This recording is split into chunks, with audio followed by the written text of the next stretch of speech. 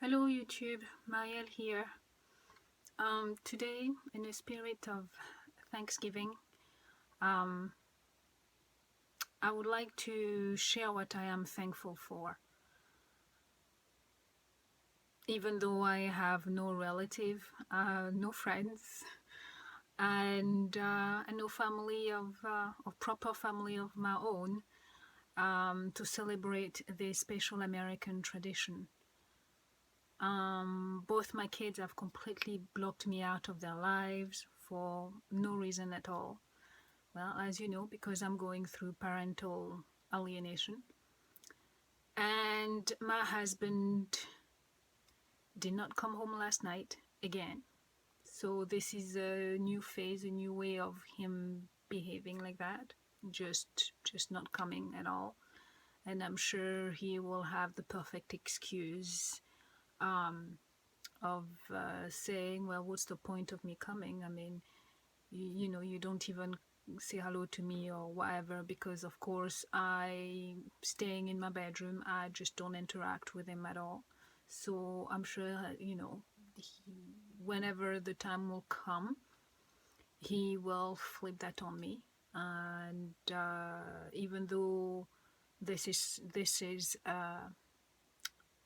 a course of action that I have been forced to take in order to help me cope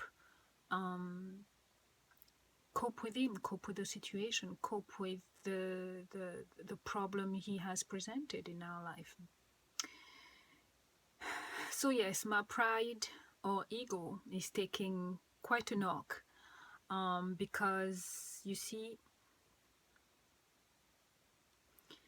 I can imagine for anyone who isn't in the know of what life is like with such pathological people, they can easily, you know, from being from the outside looking in, they will probably it'll be easy for such person, I can imagine, looking at me, and even through this video, who's kind of new to my story, or the struggle of actually being with a narcissist or a narcopath. They can easily start thinking, oh, you know, normally in life there is no such a thing as a fire, as smoke without a fire. So they can actually end up thinking that there must be something deeply wrong with me, because how come you have no friends? How come your children don't talk to you? How come they have completely, you know, locked you out of their lives like this? You know, how come your children, you know, this is Thanksgiving, or this is Christmas, or this is New Year, and oh my God, and they don't phone you, they don't talk to you, they don't, you know, this can be very difficult to understand. So me having to face that reality, you know, kind of makes me feel bad, makes me feel ashamed, makes me feel guilty, even though there is nothing for me to be guilty about, because I know I've done nothing. But I can easily imagine anybody looking in thinking, yeah, it's so suspicious. But what can I do?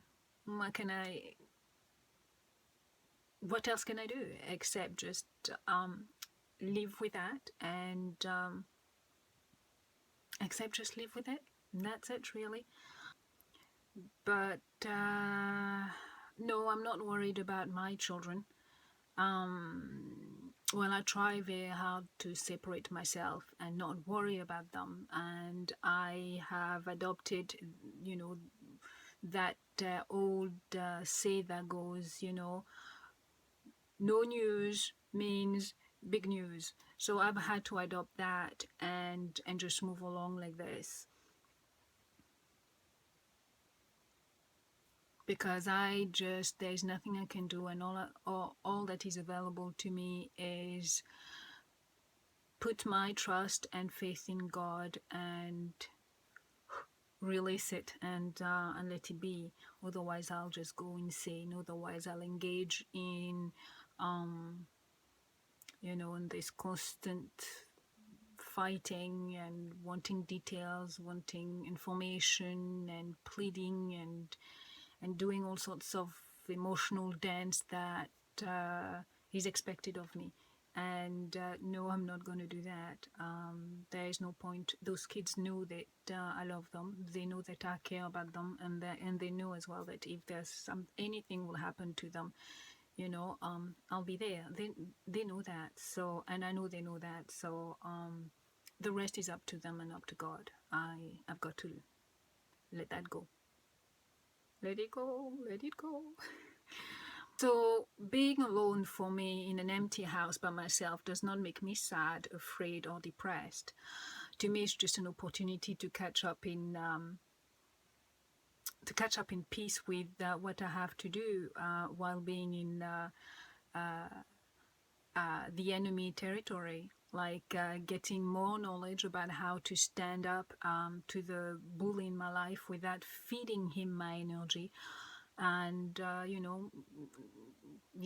have to just hurry and catch up with things and do things well, just like making these video for instance. And so there is plenty for me to do, so I don't really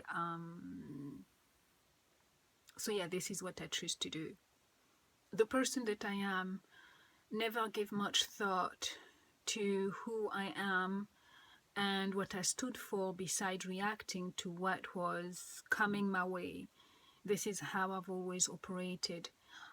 This is something I never gave much thought to, because I've always seen myself as a work in progress. For example, I never knew what my favorite color was until I was 24. Now, to other people, this might sound completely ridiculous, but for me, you have to see that for me it was just a natural process, because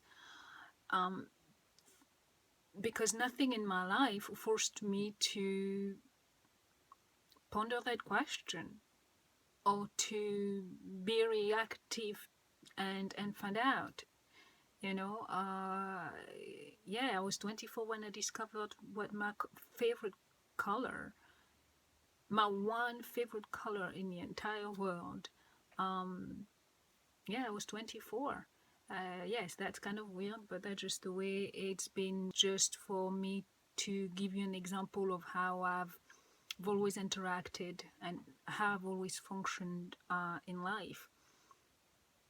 It's just that I've, looking back, I now realize that I live very much my life in a reactive mode more than anything else.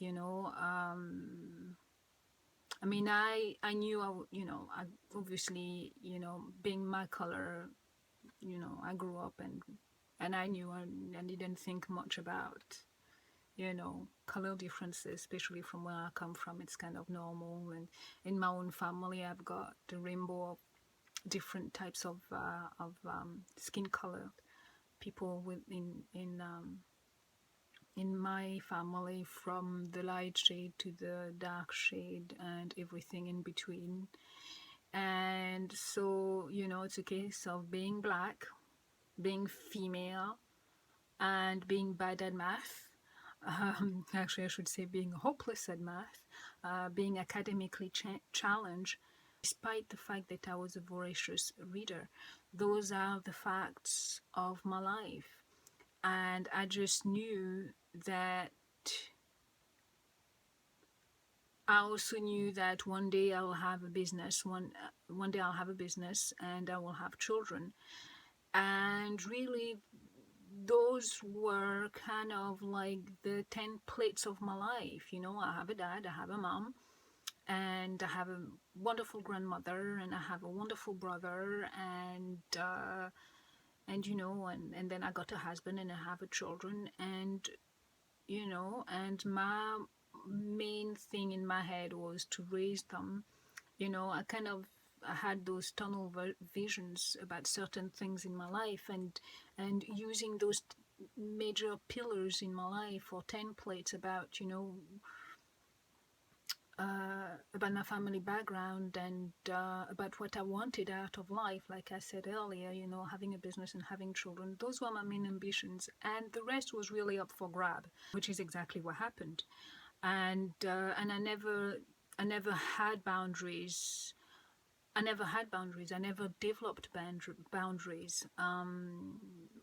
Most probably because I never thought that I knew there were bad people in the world, but I never thought that I could ever come across, you know, bad and evil people. For me, it was a concept and something happening so far away and on TV, or you know, in war-torn countries and difficult places and stuff like that. But and in some of the um, local folk tales kind of thing. But beyond that, I never suspected that, you know, I could be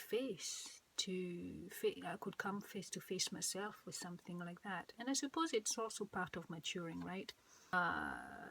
Because of that false belief, I just assumed that people in my life, or whoever I came across with who could potentially be behaving badly, were just like me, a work in progress. And like myself, they needed time, they needed love, they needed understanding and encouragement. Now you have to take that kind of way of believing and couple it with with my personality traits, which involves an awful lot of navel gazing. Yes, I'm very guilty of that. And I never looked at people's eyes and expressions closely. I never really did that unless you know people I met, or people with, you know, in my distant, I'll say, you know, distant relatives. Unless they really give me bad vibes, I just never paid attention to those subtle social cues. Yes, and now this is something I've got to remedy. I have to be a lot, you know, I'm learning that I have to be more careful now and be more vigilant, and yes, to pay attention to people's expressions, people's faces, people's not just at their energy, the exchange of energy, or their vibes, you know, the mood they bring into the room, or before or after, or whatever, or how they you know, that mood or that vibe changes according to a subject or a situation. It's much more than that, and I have to now learn, you know, brand new skills in order to protect myself, right? But what I want to talk about today is that since reading and learning about my husband's pathology and having to reflect back on almost, you know, on a daily basis, about my 25 years of life with my wolf, which for me is well over half of my life on this earth. And I can tell you that being an expert at gazing at my own navel, you know, always pondering, always wondering, and always daydreaming, well, that particular character trait of mine is now being transformed into a valuable skill. It's coming very, very handy that I've always been this kind of person. Because of that, I certainly do have that patience. I certainly now, I no, you know, now I can use those skills to reflect on my life and find out so much about my situation, and taking in all the explanations and all of the the knowledge, the new knowledge that is coming into my life, to reassess my life, to reassess my own behavior, and reassess things I thought I understood. And yes, the process can be very painful and uncomfortable, especially to realize just how my wolf has managed to infiltrate my mind and my psyche, enough to force me to feel alien feelings and emotions that were never part of me before. But on the flip side of this equation of having to learn about him, I have also had to I have also been forced to learn about myself.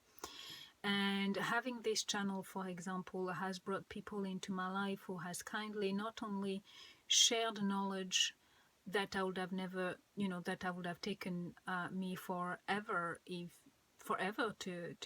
find out about, and especially about myself. All of this is very transformative because I finally know what I stand for, what my boundaries should be, and what my boundaries need to be, and what my priorities are besides my children. And it's like I'm discovering myself all over again.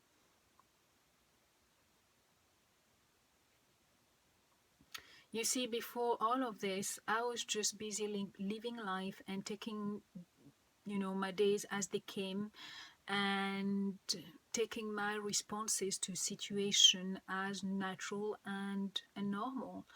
But now I realize that's not quite the same. But it certainly seems to me as if I can see life in a much more clear way now. So because of my partner's pathology, I now know without a shadow of a doubt that I am a good person. And this is something that never crossed my mind.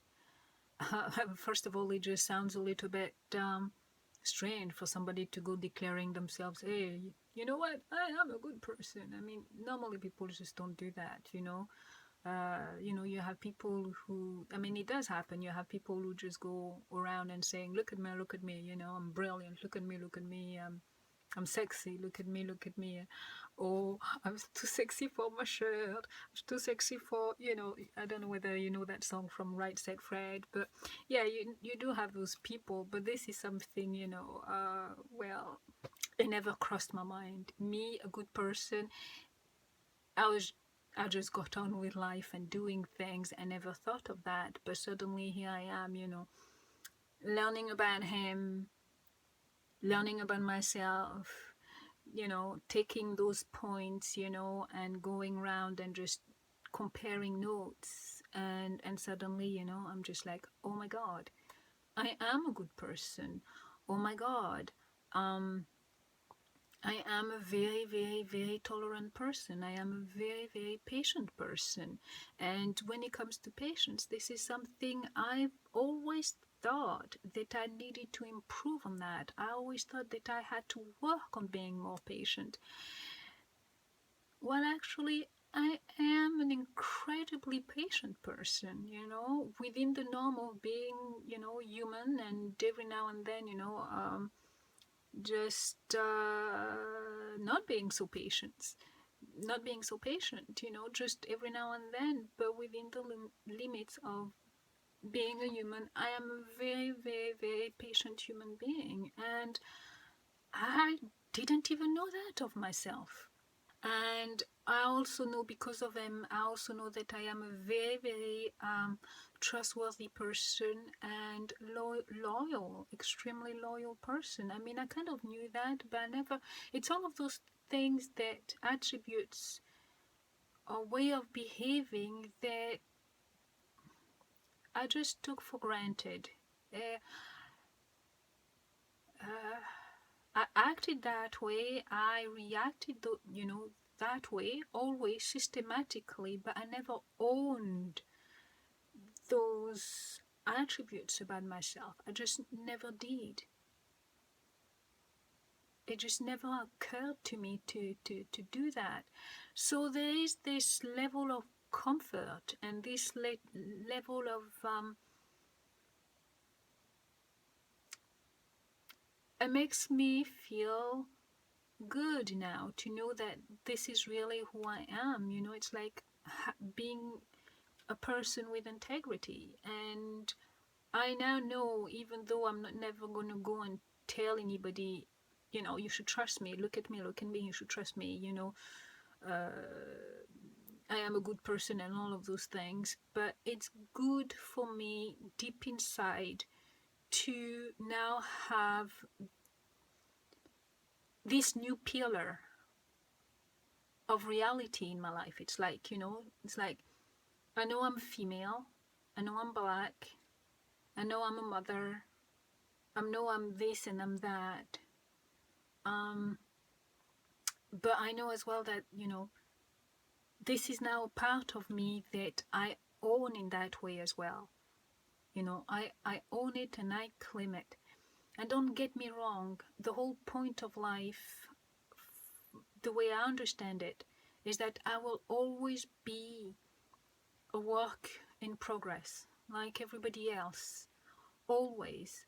You know, that I am somebody who's always been very patient, even with myself, and that I love myself, even though my wolf tried his very best to not only make me question myself, and that's it, because he made me, because I didn't own those things about me, because I did not have boundaries, he was able to make me question.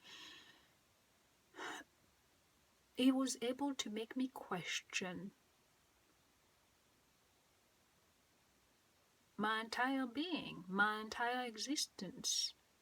He was able to really play a very good mind game with me, because I lacked those insight about who I was, and really what I stood for. He managed to even make me stand, never participate, but stand while observing him, not actually being kind to somebody else. But I have this great capacity to enjoy the little pleasures of life, the simplest pleasures of life, and you know, it's very hard for me to go back and see that because of all the manipulations and all the mind games and all that he did to me, I missed out on some of those pleasures because I was too busy trying to sort out what was happening in my life. And this, to me, is extremely, it is kind of sad. And I'm happy to know that, you know, he'll never be able to do that, and no one else for that matter. And that is for sure. The one thing that I've come back into my life, I don't know whether I should say come back, because I wasn't raised a devout practitioner of any faith. But because of him, because of all that he has done to me, I have reconnected with my faith, because even though I wasn't raised in a church, you know, I've always had that faith there that was taught to me by my grandmother, and I have been able to reconnect to that. And even though, you know, it came out of desperation, I am still very grateful and very happy to have found my way back to God. And this, to me, this is a blessing, an enormous blessing. So yes, I may have wasted 25 years of my life, but as I move forward and make plans for my future, regardless of how many years of existence I have left to experience on this planet. What I know for sure is that I am going to live those years to the fullest of my abilities, with reverence, with respect, and with love. And in a spirit of thanksgiving, I just wanted to share those things that I am grateful for within me. Now, in this community of ours, our lives and stories can be very unusual. So my hope for all is that our painful journeys may not be in vain. That's all that I can hope for all of us, that what we've gone through, what we're going through, what our level of pain is that somewhere inside we found, we find treasures, and which can help make everything, be viewed and received in a different way when we are ready to unravel those gifts, when we are past the healing stage, or when we have gone through a certain level and we are ready, basically. So happy Thanksgiving, everyone, and wishing you all the best.